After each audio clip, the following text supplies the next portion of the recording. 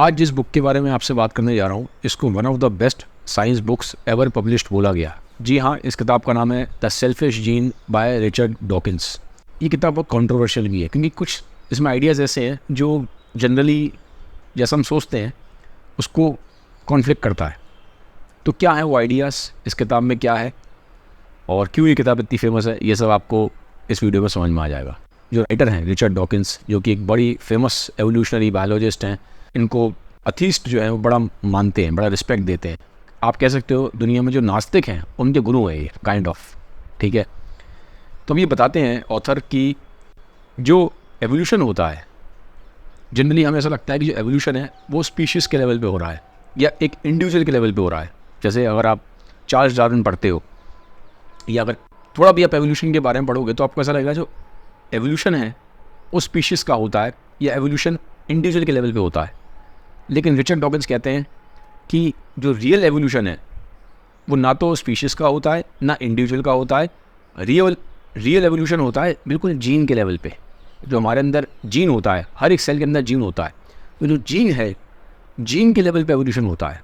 अब ये थॉट थोड़ा सा स्ट्रेंज लगता है क्योंकि जो भी एवोल्यूशन के बारे में पढ़ता है उसने इस तरह से कभी सोचा नहीं है। ऑथर बताते हैं कि जो ऑर्गेनिज्म है, ऑर्गेनिज्म मतलब इंसान भी हो सकता है, कोई जानवर भी हो सकता है, कोई पेड़ पौधा भी हो सकता है। तो जो ऑर्गेनिज्म है उसको ना जीन खाली एक व्हीकल की तरह यूज़ करता है।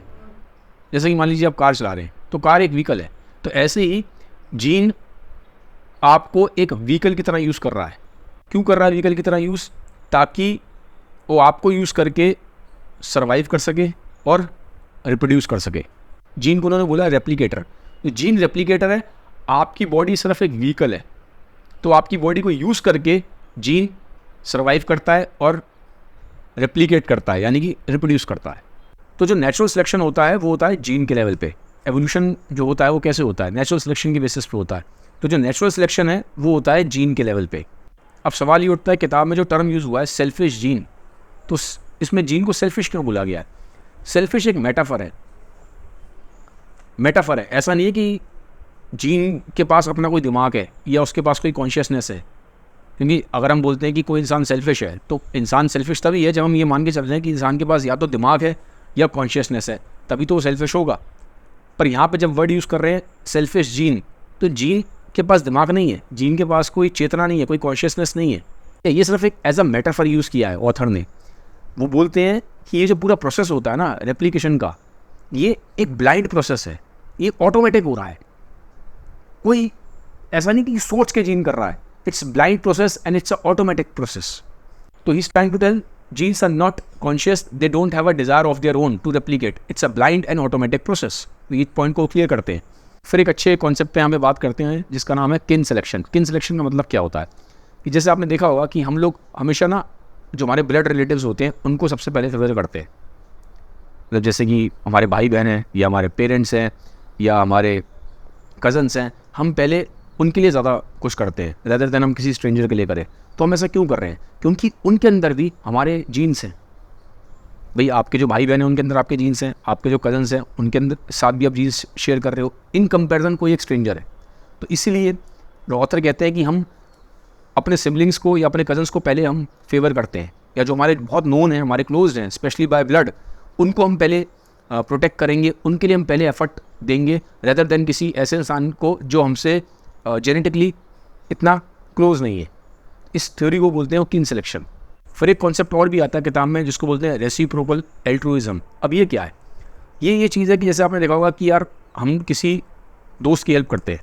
अब जो दोस्त है वो आपसे जेनेटिकली इतना क्लोज नहीं है, फिर भी आप अपने दोस्त की हेल्प क्यों करते हो? क्योंकि आप ये सोच के हेल्प करते हो कि जब मैं इसकी हेल्प करूँगा तो ज़रूरत पड़ने पर ये मेरी हेल्प करेगा। इसको बहुत सिंपल टर्म्स में ये बोलते हैं कि I will scratch your back and you scratch mine. मैं तुम्हारी मदद करूंगा, जरूरत पड़ने में तुम मेरी मदद करना। इंपॉर्टेंट कॉन्सेप्ट है जिसके बारे में बात करते हैं किताब में, वो है मीम का कॉन्सेप्ट। जैसे कि बायोलॉजिकली जीन्स पास ऑन होते हैं, ऐसे ही कल्चरली मीम पास ऑन होते हैं। मीम का कॉन्सेप्ट है क्या कि जैसे कि मान लीजिए कोई बहुत पावरफुल आइडिया है और वो आइडिया इंसान की मेमोरी में बहुत पावरफुल तरीके से इम्पैक्ट डाल रहा है, और आइडियाज़ भी कम्पीट करते हैं। जैसे कि जीन्स कम्पीट करते हैं ना, आइडियाज़ भी कम्पीट करते हैं। तो जो आइडिया इंसान की मेमोरी को ज़्यादा इम्पैक्ट करेगा वो चांस है कि कल्चरली पास ऑन होगा। For example idea of after life. ये जो आइडिया ऑफ आफ्टर लाइफ है, ये एक बड़ा ही स्ट्रॉन्ग आइडिया है, बड़ा ही पावरफुल आइडिया है, ठीक है। तो ये मेमोरी पे बहुत ज़्यादा इम्पैक्ट डालता है, और ये आइडिया क्योंकि पावरफुल है, मेमोरी पे बहुत ज़्यादा इम्पैक्ट डाल रहा है, और बाकी आइडियाज़ उसके साथ में कॉम्पिटिशन में होंगे, उनके मुकाबले ये आइडिया जीत गया। तो ये आइडिया बहुत लंबी टाइम से सर्वाइव कर रहा है और ये पास ऑन हो रहा है। तो जैसे कि बायोलॉजी में जीन पास ऑन होते हैं, जो जीन कम्पीट कर पाते हैं, इसी तरीके से कल्चर में जो आइडिया स्ट्रॉन्ग होते हैं वो मीम के फॉर्म में पास ऑन होते हैं। और यहीं से आप देखेंगे जो इंटरनेट पे आज के डेट में आप मीम शेयर करते हो, ओरिजिनली आइडिया यहीं से आया है। अब इनके वर्क का ना क्रिटिक भी है, कुछ क्रिटिसिज्म भी है, उसके बारे में डिस्कस करता हूँ। पहला ये है कि बोला गया कि राइटर ने एक हर चीज़ को ना सिर्फ जीन के राउंड ही रिड्यूस कर दिया है। इसको बोलते हैं रिडक्शनिज्म, कि हर चीज़ को आप सिर्फ जीन से एक्सप्लेन कर रहे हो, लेकिन ऐसा नहीं है, क्योंकि एनवायरनमेंट भी रोल प्ले कर रहा है, इंसान की लाइफ में पर्सनल एक्सपीरियंसेस भी होते हैं, जो कल्चर है उसका भी रोल है। तो हर चीज़ को जीन के लेवल पर रिड्यूस कर देना ये ठीक चीज़ नहीं है। तो पहला क्रिटिसिज्म ये है इनके वर्क का। सेकंड क्रिटिसिज्म बोला गया कि एवोल्यूशन को इन्होंने बहुत ज़्यादा ओवर सिंप्लीफाई कर दिया है, वो इतना सिंपल है नहीं। किताब को पढ़ के लगता है कि ये जेनेटिक डिटर्मिनिज्म को सपोर्ट कर रहे हैं। जेनेटिक डिटर्मिनिज्म मतलब ये बताने की कोशिश कर रहे हैं कि आदमी जो भी कर रहा है उसके पीछे जीन्स का रोल है, सब कुछ जो हो रहा है वो जीन्स की वजह से हो रहा है। तो यहाँ पे क्या होता है कि जो फ्री विल का कॉन्सेप्ट है उसको आप डाउन प्ले कर रहे हो, मतलब आदमी के हाथ में तो कुछ है ही नहीं, जो भी हो रहा है वो जीन्स उससे करवा रहे हैं, ठीक है। तो फ्री विल का जो कॉन्सेप्ट है ये यहाँ पे कमज़ोर पड़ता हुआ दिखाई देता है। फ्री विल के कॉन्सेप्ट को वो डाउन प्ले कर रहे हैं और जीन्स को ज़्यादा इंपॉर्टेंस दे रहे हैं। फाइनली क्वेश्चन आता है हमें इस किताब को पढ़ना क्यों चाहिए। मैं बोलूँगा फर्स्ट ऑफ ऑल कि किताब में एक इनोवेटिव पर्सपेक्टिव दिया गया है कि जो एवोल्यूशन है वो स्पीशीज़ और इंडिविजुअल के लेवल पे नहीं होता, वो जीन के लेवल पे होता है। तो ये अपने आप में एक इनोवेटिव पर्सपेक्टिव है। सेकंड, अगर आपको इंसाइट चाहिए ह्यूमन बिहेवियर के ऊपर, कि बहुत तक इसमें ऐसे छोटी छोटी चीज़ें हैं जहाँ से आपको ह्यूमन बिहेवियर की इंसाइट्स मिलती है कि हम अगर ऐसा करते हैं तो हम क्यों करते हैं, ठीक है। भले ही जीन सेंट्रिक व्यू है बट स्टिल एक आइडिया होना आपको ज़रूरी है। तो अगर आप ह्यूमन बिहेवियर में इंसाइट्स आते हैं from the perspective of biology, specially from the perspective of genes, तो ये किताब आप पढ़ सकते हैं, ये आपको इंसाइट प्रोवाइड करेगी। फाइनली कुछ क्वेश्चंस हैं जो बड़े अनसॉल्व्ड रह गए मेरे दिमाग में भी इस किताब को पढ़ने के बाद। वो ये कि कुछ चीज़ें ऐसी होती हैं जो भी बड़े सेल्फलेस एक्ट्स होते हैं, वो आदमी कर देता है जबकि दिखाई दे रहा है कि जीन को बेनिफिट होगा नहीं। जैसे कि फॉर एग्जांपल के लिए कि कोई स्ट्रेंजर है, मैं उसको नहीं जानता, मान लीजिए किसी और दूसरी कंट्री का है, और मैं दूसरी कंट्री में जाता हूँ और मैं देखता हूँ कि वो नदी में कूद गया है।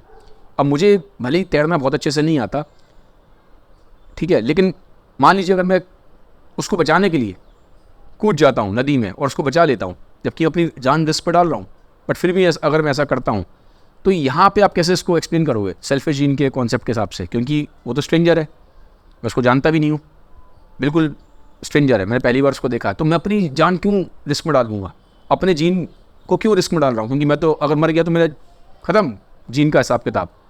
तो उस स्ट्रेंजर के लिए मैं अपनी जान क्यों रिस्क में डाल रहा हूँ। इतना जो सेल्फलेस एक्ट है इसको आप कैसे सेल्फिश जीन की थ्योरी से एक्सप्लेन करोगे। फिर एक एग्जांपल और है, जैसे कि मान लीजिए कई लोग सेलिबेसी में बिलीव करते हैं, कई लोग सेलिबेसी प्रैक्टिस करते हैं, they don't indulge in sexual behaviour, ठीक है, वो आगे बेबी अपने पास ऑन नहीं कर रहे, तो ये ऐसा इंसान क्यों करेगा। मतलब अगर जीन के हिसाब से सोच के चलें तो जीन्स का तो पर्पस ही है सर्वाइव करना और रेप्लिकेट करना। तो अगर एक आदमी सेलिबेसी को फॉलो कर रहा है, वो सेक्सुअली इन्वॉल्व नहीं हो रहा अपोजिट सेक्स के साथ, तो ऐसा क्यों करेगा, बाय विल वो ऐसा क्यों करेगा। तो ये था इस बुक का रिव्यू। बाकी मुझे कमेंट सेक्शन में बताइए कि वीडियो आपको कैसा लगा। Have a nice day, bye bye, take care, thank you.